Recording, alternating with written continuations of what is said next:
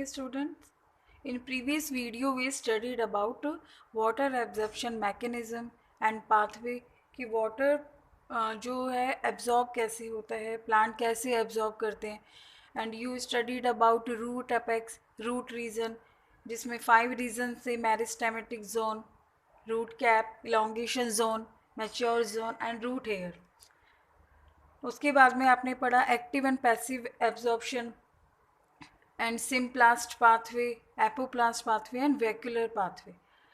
In this video we will study about कि कौन कौन से factors हैं which affect water absorption. First is available soil water, कि water जो है plant है soil में कौन सा water absorb करते हैं. They absorb capillary water. They absorb capillary water. अगर अमाउंट कैपिलरी वाटर का इंक्रीज होगा तो वाटर एब्जॉर्प्शन भी कैसा होगा, हाई होगा. यानी capillary water is directly proportional to water absorption in plant. Next is soil aeration. Soil aeration means होता है soil air. And what is soil air, कि बिटवीन द सॉइल पार्टिकल्स जो गैप होता है उसमें ऑक्सीजन प्रेजेंट होनी चाहिए, यानी सॉइल एयर होनी चाहिए. अगर सॉइल एयर नहीं होगी तो वाटर एब्जॉर्प्शन लो हो जाएगा, डिक्रीज हो जाएगा. तो ऑक्सीजन जितना soil air increases the water absorption, क्योंकि डायरेक्टली क्या होगा, रेस्पिरेशन है वो भी अफेक्ट होगा.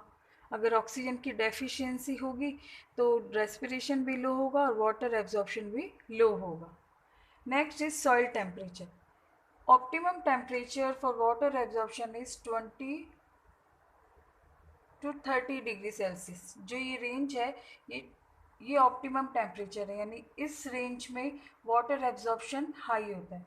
But less than 20 degree Celsius and more than 30 degree Celsius water absorption low हो जाता है.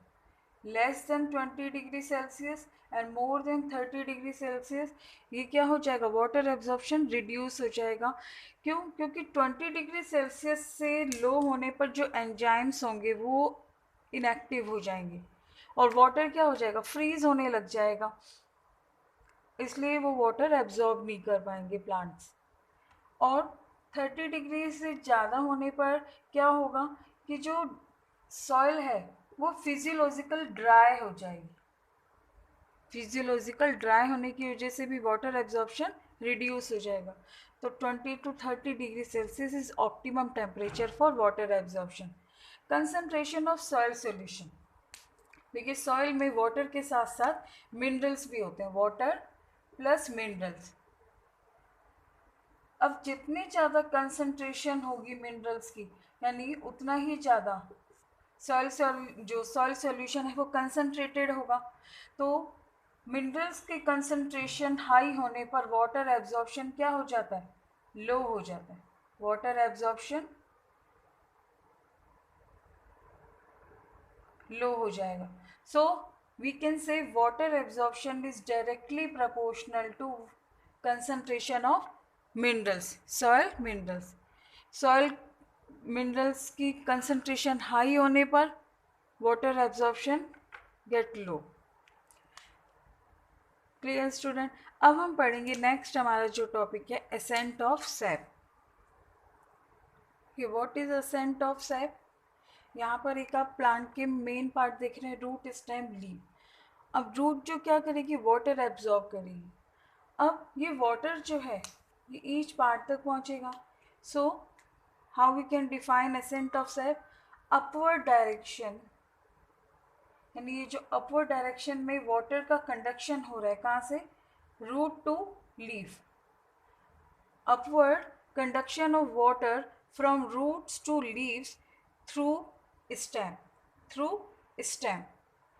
Against the gravitational force. यानी ग्रेविटेशनल फोर्स लोअर साइड लगता है, against the gravitational force that is called ascent of sap. ये upward conduction of water from root to leaf through the stem against the gravitational force that is called ascent of sap. अब इसमें ascent of sap है वो किस path से गया, हम देखेंगे कि जो पाथ क्या है एसेंट ऑफ सैप का। एसेंट का जो सैप पाथ क्या होता है, यानी वाटर कंडक्ट किसके थ्रू होगा, दैट इज जाइलम।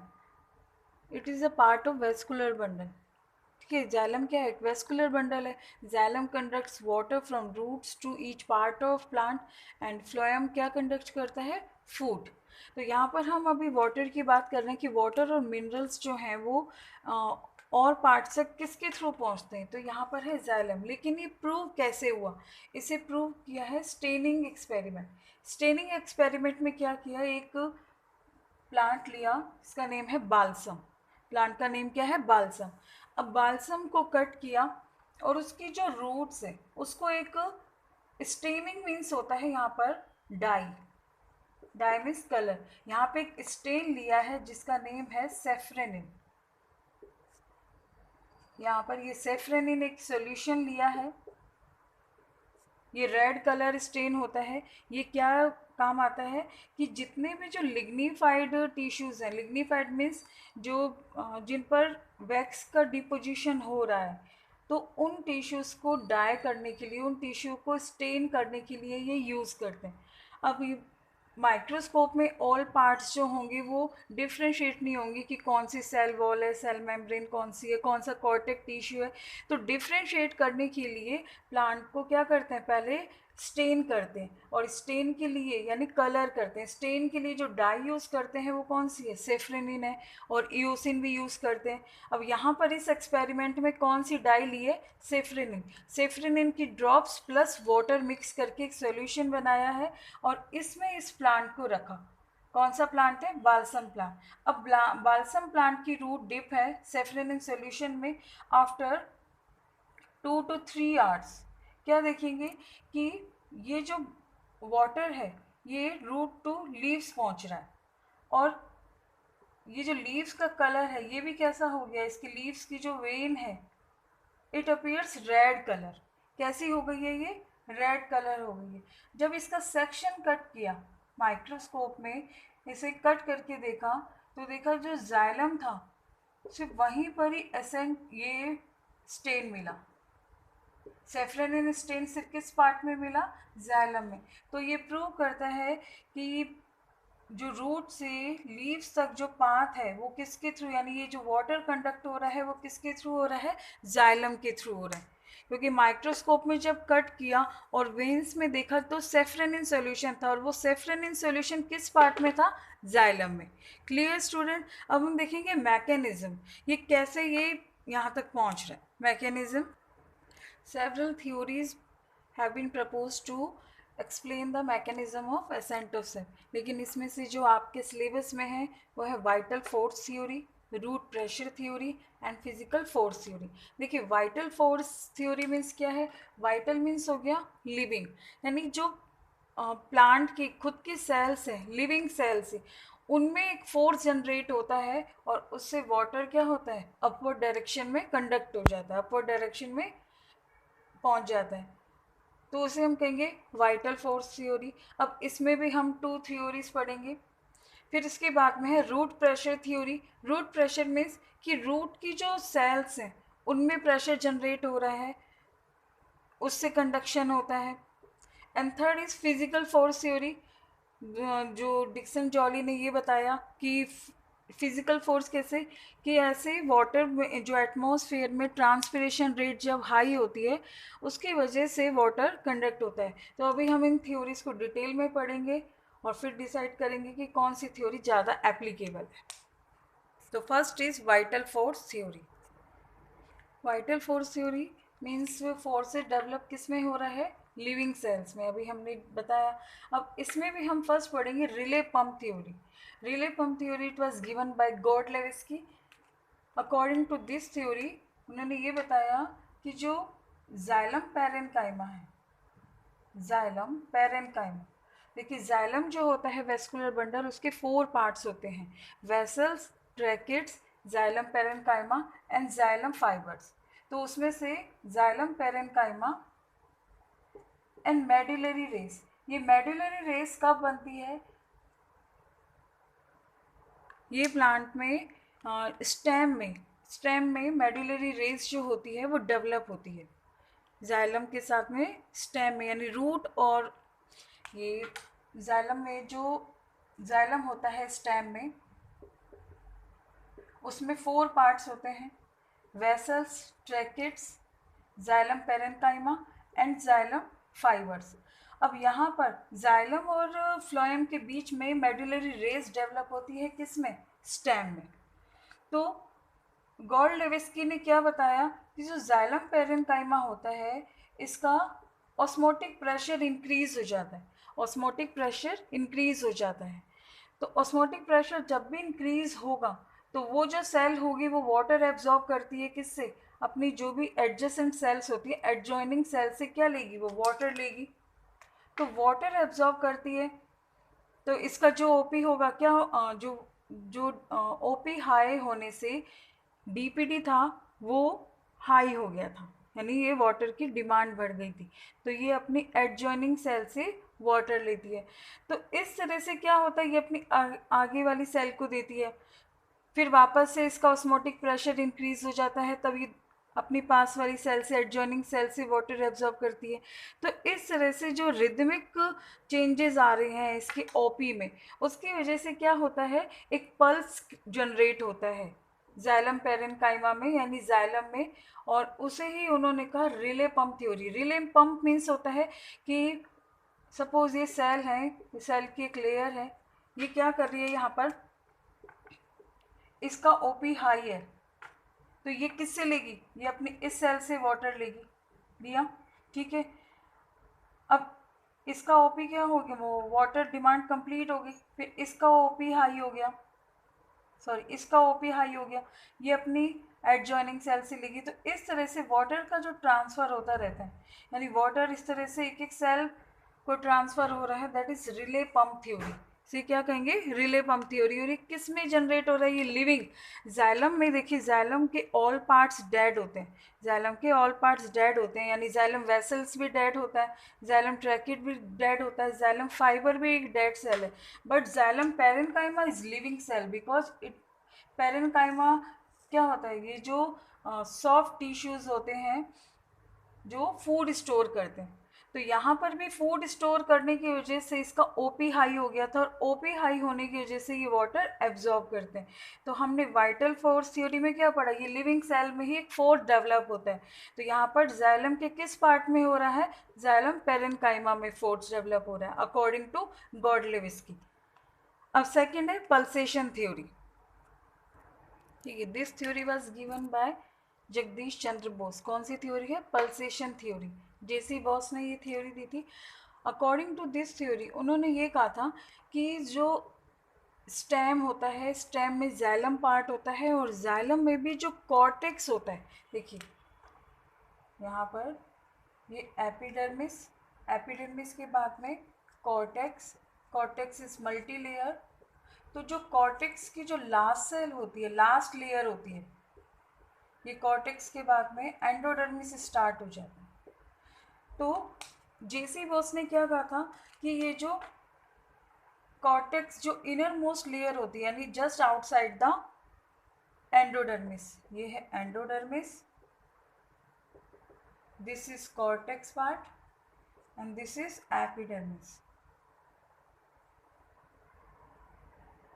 कि ये जो कॉर्टिकल सेल है ये क्या करेगी, वाटर एब्जॉर्ब करती है, और वाटर एब्जॉर्ब करके इसका जो टर्जिडिटी है वो इंक्रीज हो जाती है, यानी ये फुल्ली टर्जिड हो जाएगी। अब इसकी जो सेल वॉल है वो भी क्या करेगी, इनर साइड पर एक प्रेशर एक्सर्ट करती है, बिकॉज ये अपनी उसी स्टेट में आने के लिए प्रेशर एक्सर्ट करती है, और ये क्या करेंगे, इसी प्रेशर में एक फोर्स डेवलप करती है, जिससे वाटर कहाँ पुश हो जाता है, जाइलम में। तो अकॉर्डिंग टू पल्सेशन थ्योरी ये भी लिविंग सेल है, कॉर्टेक्स की जो इनर मोस्ट लेयर है वो भी क्या लिविंग सेल है, उसमें एक फोर्स डेवलप होता है, उस फोर्स को डेवलप होने से वाटर कहाँ तक पहुँच जाता है, जाइलम तक। तो उन्होंने जेसी बॉस ने इस एक्सपेरिमेंट को प्रूव भी किया, इसे कहते हैं इलेक्ट्रिक प्रोब एक्सपेरिमेंट। उन्होंने एक नीडल ली, नीडल को इतना उन्होंने प्रिक किया कि वो यहाँ तक, यानी कॉर्टिकल लेयर तक उन्होंने प्रिक किया, पूरा आगे तक प्रिक नहीं किया, कि जो स्टेम है उसके इस लेयर तक प्रिक किया। और उन्होंने इस सेटअप में एक गैल्वेनोमीटर भी अटैच कर दिया। तो उन्होंने ये देखा कि यहाँ पर इसमें पल्सेशन शो हो रहा है। कैसा पल्सेशन हो रहा है? जैसे एक हार्ट पंप करता है, जैसे हार्ट बीट करता है, उसी तरह से इसमें भी क्या हो रहा है, पल्सेशन शो हो रहा है। मीन्स यहाँ पर ये सेल्स होती हैं, उनमें एक फोर्स डेवलप हो रहा है, इसी वजह से ये जो नीडल है ये मूव कर रही थी। तो उन्होंने ये एक्सपेरिमेंट एक्सप्लेन किया था। लेकिन इन्हीं जो लिविंग जो सेल्स के कारण ये जो water absorption accent of SAP possible हो रहा है, इसी को क्रिटिसाइज किया था स्ट्रॉसबर्गर ने। स्ट्रॉसबर्गर ने क्या किया था, अगर लिविंग सेल्स को डेड कर दें, जो स्ट्रॉसबर्गर थ्योरी थी, स्ट्रॉसबर्गर ने ये कहा था कि अगर इन लिविंग सेल्स को मर्क्यूरी क्लोराइड या पिक्रिक एसिड से किल कर दें, तब भी जो प्लांट है वो एसेंट ऑफ सैप शो करते हैं। यहाँ पर अगर इन सेल्स को डेड कर दें, या फिर हमने जो अभी फर्स्ट रिले पम्प थ्योरी पढ़ी उसमें जाइलम पेरेन्काइमा को डेड कर दें, तब भी प्लांट में एसेंट ऑफ सैप पॉसिबल है। तो इसलिए ये थ्योरी क्या हो गई थी, दोनों ही रिजेक्ट हो गई थी। वाइटल फोर्स थ्योरी में फर्स्ट कौन सी थी, relay pump theory, that is also rejected by Strasburger, और पल्सेशन थ्योरी भी। तो फिर अब हम थर्ड थ्योरी जो है, सेकंड है रूट प्रेशर थ्योरी, उसकी बात करते हैं कि उसमें क्या है। This root pressure theory, this theory was given by Priestley. Priestley ने ये जो टर्म है ये किसने यूज़ की थी, प्रीस्टले ने। अब क्या कहती है ये थ्योरी, तो रूट प्रेशर थ्योरी में क्या होता है कि जैसे रूट हेयर से वाटर एब्जॉर्ब हुआ, ये रूट हेयर्स हैं, और ये है एपिब्लेमा, आउटर लेयर ऑफ, हम कहेंगे कि रूट पार्ट। अब एपिब्लेमा से वाटर कहाँ ट्रांसफ़र हुआ, कॉर्टेक्स में। This part is cortex. अब कॉर्टेक्स क्या होता है कि लिविंग पार्ट है। कॉर्टेक्स क्या, सॉफ्ट टिश्यू से बना हुआ है। ये जो सेल हैं ये इलास्टिक होती है, ये सेल वॉल कैसी होती है, इलास्टिक। जैसे इनमें वाटर एंटर होगा तो ये जो सेल हैं इट बिकम्स टर्जिड। कैसी हो जाएंगी, ये टर्जिड हो जाएंगी, स्वेल सब। अब ये जो सेल हैं ये अपनी ओरिजिनल स्टेट में आने की कोशिश करेगी, यानी जो सेल वॉल है वो इनर साइड प्रेशर लगाएगी। तो इनर साइड प्रेशर लगाने से ये जो वाटर है वो क्या होगा, एडजॉइनिंग सेल तक पहुंचेगा। ठीक है, फिर यही सेम यहाँ पर भी यही होगा। इस तरह से यानी ये जो ओरिजिनल स्टेट में आने की वजह से कॉर्टिकल जो सेल हैं किसकी हैं, ये रूट्स की। रूट्स के कॉर्टिकल सेल में एक प्रेशर जनरेट हो रहा है, that is called root pressure. इस प्रेशर से ये वाटर जाइलम ट्रैकेट्स में पहले जाता है, और ट्रैकेट से ये वेसल में ट्रांसफ़र हो जाता है। तो यहाँ पर ये जो प्रेशर जनरेट हो रहा है, इसी प्रेशर को ही प्रिस्टले ने क्या कहा, रूट प्रेशर। तो उन्होंने इसे डेमोन्स्ट्रेट भी किया था। एक प्लांट को उन्होंने मैनोमीटर से अटैच कर दिया था। मैनोमीटर से अटैच करने पर उन्होंने कहा उसमें मैनोमीटर में मर्करी का जो लेवल है वो हाई हुआ था। ये मैनोमीटर है, उसमें देखा कि उसका लेवल हाई हुआ। तो इट मीन्स ये जो प्रेशर जनरेट हो रहा है ये किसकी वजह से हो रहा है, रूट में। बट ये जो प्रेशर है ये कितना जनरेट हो सकता है, मैक्सिमम 2 एटमॉस्फेरिक प्रेशर।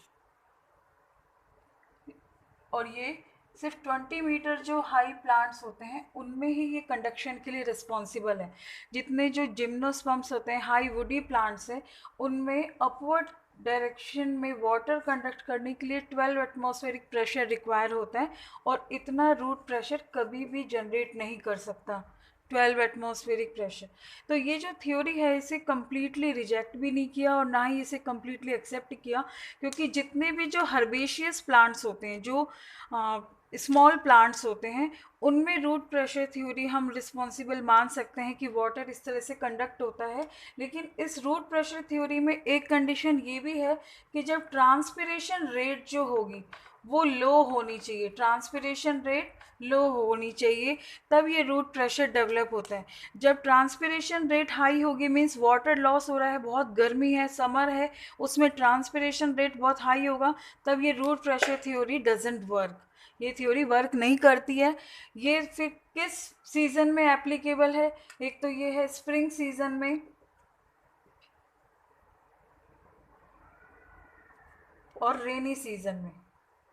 जब ट्रांसपिरेशन रेट क्या होती है, लो होती है, तब रूट प्रेशर डेवलप होता है।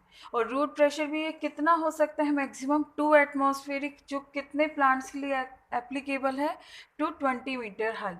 और वुडी प्लांट्स के लिए कितना प्रेशर रिक्वायर होना चाहिए, कितना रिक्वायर है, 12 एटमॉस्फेरिक प्रेशर, जो ये जनरेट नहीं करती है।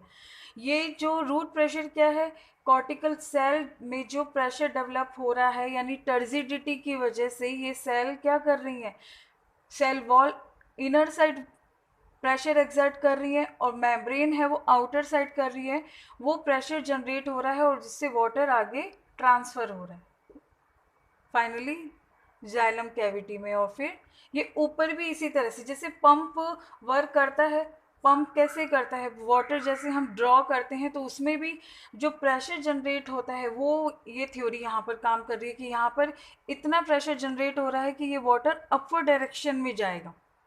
ठीक है, तो ये थ्योरी जो थी ये भी कंप्लीटली एक्सेप्ट नहीं की है, बट ये इम्पोर्टेंट है student, you have to learn it.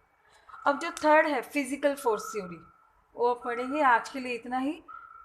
In next video we will study about physical force theory. Thank you very much.